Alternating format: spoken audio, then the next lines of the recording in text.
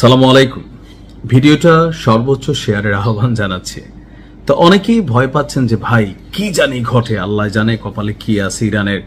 But আমি বিষয়টাকে এইভাবে দেখছি না, আমি দেখছি ভিন্নভাবে।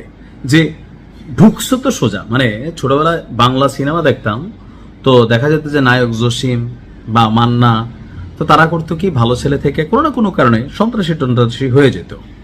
তো নায়িকা থাকতো একটা, আয়শা জ্ঞান টেয়ান দিত।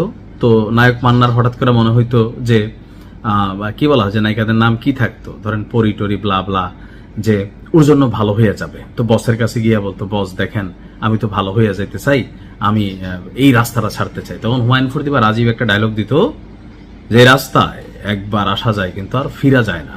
তো ওয়েলকাম ওয়েলকাম, স্বাগতম মার্কিন সেনা, তোমাদের আগমন, আসো তোমাদের সাথে খেলবো। আরেকটা ভিডিও দিব যে কি চলতেছে অলরেডি।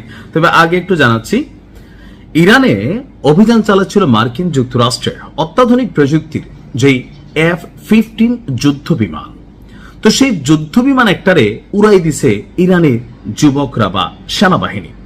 তো ওই যুদ্ধ বিমানটা, এখানে যে পাইলট ছিল সে মিসিং, তাকে খোঁজ করা হচ্ছে গেল গতকালকে থেকে।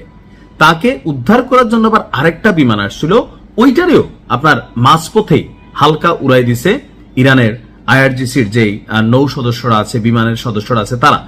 তো এমন পরিস্থিতিতে মার্কিন সেই পাইলটকে উদ্ধার করার জন্য মার্কিন সামরিক বাহিনীর বিশেষ ফোর্স বা বিশেষ চৌকস দল, স্পেশাল ফোর্স নামক একটা টিম ইরানে প্রবেশ করেছে। তথ্য বলছে যে রাতে এই দেশটিতে আপনার গতকালকে, মানে আজকে রাতেই প্রবেশ করেছে। এখন ইরানে আসলে এটা কি টাইম আমি জানি না, তবে এই মুহূর্তে নিউজটা খুবই মার্কেটে চলে আসছে যে ব্রিটিশ গণমাধ্যম দ্য টেলিগ্রাফ, তারা বলছে রাতের আধারে ইরানে প্রবেশ করেছে মার্কিন স্থল সেনাদের একটা স্পেশাল ফোর্স। তো আপনার শুক্রবার দিনের শুরুতে ইরানের আকাশ সীমায় মার্কিন বিমান বাহিনীর একটি F-15 যুদ্ধ বিমান ভূপাতিত করে তেহরানের আকাশ প্রতিরক্ষা বাহিনী। বিমানটিতে সাধারণত 2 জন ক্রু থাকেন।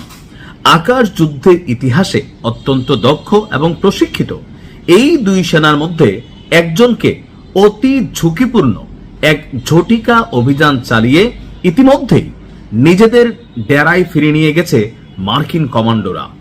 তবে সেই উদ্ধার অভিযান মোটেও সহজ ছিল না। সেখানে উপস্থিত উদ্ধারকারী মার্কিন ব্ল্যাক হক হেলিকপ্টারগুলোকে লক্ষ্য করে নির্বিচারে গুলি করে বৃষ্টির মতন আপনার ইরানের পুলিশ এবং স্থানীয় সশস্ত্র মিলিশিয়ারা। প্যান্টাগনের কর্মকর্তাদের বরাতে জানা গেছে, গুলিতে একটি হেলিকপ্টারের পেছনের লেজের অংশ দাউ দাউ করে আগুন ধরে যায় এবং কুণ্ডুলি পাকিয়ে ধোঁয়া বের হতে থাকে।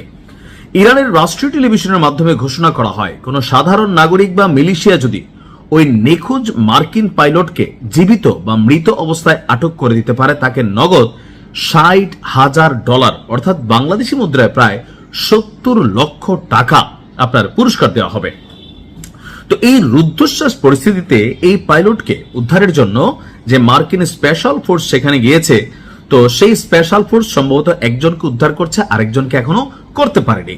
ট্রাম্প বলছে যে এ বিষয়ে আমি এখন পর্যন্ত কোনো মন্তব্য করতে পারছি না, কারণ আমরা আশা করছি তেমন খারাপ কিছু ঘটবে না। কিন্তু ভাতিজা, খারাপ ঘটবে না ভালো ঘটবে, আজকে সারাটা দিন দেখতে থাকেন।